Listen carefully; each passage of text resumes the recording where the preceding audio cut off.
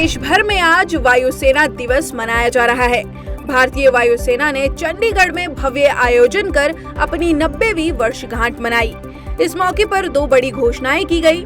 भारतीय वायुसेना प्रमुख एयर चीफ मार्शल विवेक राम चौधरी ने ऐलान किया कि सरकार ने वायुसेना अधिकारियों के लिए वेपन सिस्टम ब्रांच को बनाने की मंजूरी दी है। उन्होंने कहा कि अगले वर्ष से महिला अग्निवीरों को भारतीय वायुसेना में शामिल किया जाएगा।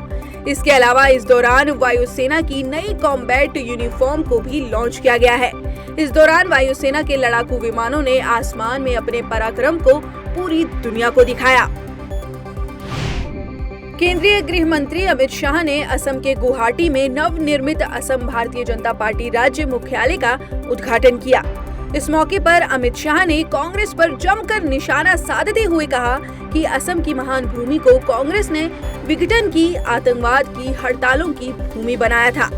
लोग हमेशा चिंतित रहते थे कि अगर असम को समावेशी विकास नहीं मिला तो ये उत्तर पूर्व के लिए एक बड़ी समस्या होगी, लेकिन भारतीय जनता पार्टी ने असम को विकास की भूमि बना दी है। बांग्लादेश में एक बार फिर हिंदू आस्था पर चोट हुई है। इस्लामिक कट्टरपंथियों ने एक काफी पुराने हिंदू मंदिर में एक देवता की मूर्ति को नष्ट कर दिया। जानकारी के अनुसार पश्चिमी बांग्लादेश के झेनेदाह जिले के दौतिया गांव में औपनिवेशिक काल के एक काली मंदिर में इस घटना को अंजाम दिया गया है। बता दें कि बांग्लादेश में इस तरह की कई घटनाएं पहले भी सामने आ चुकी हैं। निर्वाचन आयोग ने कानून मंत्रालय को एक व्यक्ति एक सीट का प्रस्ताव भेजा है, जिसमें नए प्रावधान और संशोधनों को भी शामिल किया गया है। इस प्रस्ताव से जुड़ा बदलाव कानून में शामिल होने पर अधिकतम 2 सीट से चुनाव लड़ने की छूट खत्म हो जाएगी और उम्मीदवार सिर्फ एक ही सीट से चुनाव लड़ पाएगा। दरअसल इससे पहले तक उम्मीदवार कितनी भी सीटों से चुनाव लड़ सकता था। अब अतिरिक्त चुनाव खर्च, छोड़ने वाली सीट के मतदाताओं की भावनाएं आदि को ध्यान में रखते हुए एक उम्मीदवार एक सीट के प्रावधान को लेकर जन प्रतिनिधित्व प्रणाली में बदलाव का प्रस्ताव आयोग ने दिया है। सीबीआई ने रेलवे में नौकरी के नाम पर दर्ज मामले में 24 जगहों पर छापेमारी की। ये छापेमारी बिहार, गुरुग्राम और दिल्ली में की गई। आरोप है कि जिस समय लालू प्रसाद यादव रेल मंत्री थे, उस समय उनके कार्यालय में रेलवे में नियमों को ताक पर रखकर भर्तियां की गई और नौकरी के बदले जमीन ली गई। बता दें कि सीबीआई ने इस मामले में 23 सितंबर 2021 को प्रारंभिक जांच शुरू की थी। सीबीआई की जांच में सामने आया कि रेलवे की भर्ती प्रक्रिया में घोटाला हुआ है। इसके बाद सीबीआई ने 18 मई 2022 को मामला दर्ज किया था, जिसमें लालू प्रसाद यादव, राबड़ी देवी, मीसा भारती, हेमा यादव समेत अन्य लोगों को आरोपी बनाया गया था। भारतीय अंतरिक्ष अनुसंधान संगठन को एक बहुत बड़ी सफलता हाथ लगी है और इसके चंद्रयान 2 ऑर्बिटर में लगे एक्सरे स्पेक्ट्रोमीटर क्लास ने पहली बार चंद्रमा की सतह पर प्रचुर मात्रा में सोडियम का पता लगाया है। इसरो ने बताया कि चंद्रयान 1 एक्सरे फ्लोरोसेंस स्पेक्ट्रोमीटर ने सोडियम का पता लगाया है, जिससे चांद पर सोडियम की मात्रा का पता लगाने की संभावनाओं का रास्ता खुल गया है। कोरोना वायरस से चीन की अर्थव्यवस्था चौपट होती जा रही है। यहाँ कोरोना महामारी आज भी भयावह है। इससे सभी सेक्टरों समेत पर्यटन उद्योग भी बुरी तरह से प्रभावित हुआ है। चीन में 1 अक्टूबर से सप्ताह भर चलने वाले राष्ट्रीय दिवस अवकाश के दौरान 42 करोड़ 20 लाख पर्यटक यात्राएं दर्ज की गई। सरकारी आंकड़ों के अनुसार पिछले वर्ष के छुट्टियों के मुकाबले इस साल पर्यटक यात्राओं में 18.2% की कमी देखने को मिली है। विश्व बैंक के प्रेसिडेंट डेविड मालपास ने भारत के डिजिटाइजेशन की तारीफ की है। उन्होंने कहा है कि भारत डिजिटलीकरण में अग्रणी रहा है, जिससे सामाजिक सुरक्षा नेटवर्क का सशक्तिकरण और विस्तार हुआ है। साथ ही उन्होंने कहा कि अन्य विकासशील देशों की तरह भारत भी वैश्विक स्तर पर बढ़ती ब्याज दरों और महंगाई से प्रभावित है, लेकिन कोरोना महामारी के दौरान भारत अपने सामाजिक सुरक्षा नेटवर्क का विस्तार करने में सक्षम रहा। महाराष्ट्र के नासिक में भीषण सड़क हादसा हुआ है। प्राइवेट बस और एक ट्रक के बीच जबरदस्त टक्कर हुई, जिसके बाद बस में आग लग गई।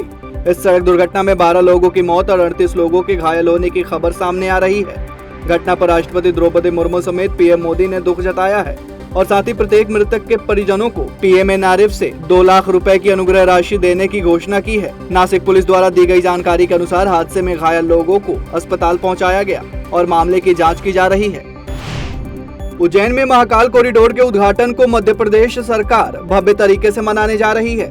856 करोड़ की लागत से तैयार हुए इस मंदिर कॉरिडोर का उद्घाटन करने प्रधानमंत्री नरेंद्र मोदी 11 अक्टूबर को उज्जैन आएंगे। उद्घाटन पर मध्य प्रदेश का माहौल दिवाली जैसा नजर आएगा।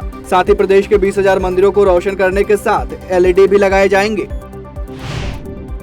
दिल्ली सरकार ने कक्षा 5 और 8 के छात्रों के लिए नई प्रमोशन नीति जारी की है, जो शैक्षणिक सत्र 2023-24 से प्रभावी होंगे। नए दिशा निर्देश के तहत अगर कोई छात्र कक्षा 5 या 8 की परीक्षा पास नहीं कर पाता है तो उसे फिर से परीक्षा के जरिए 2 महीने के भीतर प्रदर्शन में सुधार करने का एक और मौका मिलेगा। इसमें कहा गया है कि प्राथमिक शिक्षा पूरी करने तक किसी भी छात्र को स्कूल से नहीं निकाला जाएगा। हर शैक्षणिक वर्ष के अंत में कक्षा 5 और 8 में नियमित परीक्षा होगी। इसके अलावा कक्षा 3 से 8 के लिए नए परीक्षा दिशा निर्देश भी जारी किए गए।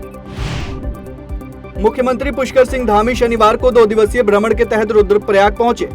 इस दौरान उन्होंने तिलवाड़ा स्थित गढ़वाल मंडल विकास निगम के विश्राम गृह में विभिन्न योजनाओं का लोकार्पण व शिलान्यास किया। साथ ही विभिन्न योजनाओं का लोकार्पण व शिलान्यास करने के बाद सीएम धामी ने क्षेत्रीय जनप्रतिनिधियों के साथ वार्ता भी की। मुद्रा और भुगतान प्रणाली में बदलाव के लिए केंद्रीय बैंक सराहनीय कदम उठाने जा रहा है। भारतीय रिजर्व बैंक के chief general manager Yogesh Dayal ने डिजिटल मुद्रा को लेकर बड़ी जानकारी दी है। RBI पायलट प्रोजेक्ट के तहत सेंट्रल बैंक डिजिटल मुद्रा ₹रुपया जल्दी लॉन्च करेगा। लेन देन के पुराने माध्यमों के साथ CBDC सुचारू रूप से कार्य करेगा। केंद्रीय बैंक ने एक कॉन्सेप्ट नोट जारी कर ₹रुपए के बारे में संपूर्ण जानकारी साझा की है। भारत की ऊर्जा सुरक्षा की सुनिश्चितता को लेकर केंद्रीय पेट्रोलियम और गैस मंत्री ने बड़ी जानकारी दी है।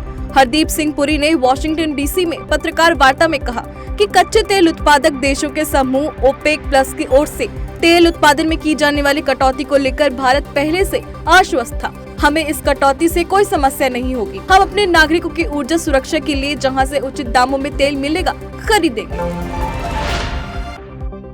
36वीं राष्ट्रीय खेल प्रतियोगिता का आयोजन अहमदाबाद और गांधीनगर समेत गुजरात के 6 शहरों में हो रहा है। सितंबर 29 से अक्टूबर 12 के बीच होने वाली 36 खेल स्पर्धाओं में देश भर से कुल 7,000 से अधिक सैनिक खिलाड़ी भाग ले रहे हैं। खिलाड़ियों के शानदार प्रदर्शन से भारत अंतर्राष्ट्रीय स्तर के पदकों की तैयारी कर रहा है। प्रतिस्पर्धा में छत्तीसगढ़ राज्य ने 2 स्वर्ण सहित 7 पदक जीते हैं। भारत के मुक्केबाज स्टार मैरी कॉम की संन्यास लेने की चर्चाएं अब थम गई हैं। MC मैरी कॉम ने स्वयं इन चर्चाओं को खारिज करते हुए कहा कि मैं बिल्कुल भी रिटायर नहीं होना चाहती, क्योंकि मैं उम्र सीमा के कारण नहीं खेलती। मैं वापसी करना चाहती हूँ, मुझ में वह हिम्मत है। इतने सारे लोग मुझे प्यार करते हैं और मेरा समर्थन करते हैं। मैं संन्यास नहीं लूंगी और दोबारा वापसी करूंगी। स्टार खिलाड़ी लगातार सोशल मीडिया पर अभ्यास के पोस्ट शेयर कर रही हैं। कंगना रनौत का project Sita the incarnation film को लेकर बड़ी जानकारी सामने आई है। इस फिल्म में रनौत भारतीय पौराणिक इतिहास की प्रमुख महिला की भूमिका निभाएंगी। रिपोर्ट से मिली जानकारी के अनुसार तमिल फिल्म इंडस्ट्री के प्रमुख अभिनेता चियान विक्रम PS1 की सफलता के बाद इस फिल्म में प्रभु श्री राम की भूमिका निभा सकते हैं। सीता द इनकॉर्नेशन के निर्देशक अलौकिक देसाई ने विक्रम से भेंट की है और ट्विटर पर इस भेंट की तस्वीरें भी साझा की है।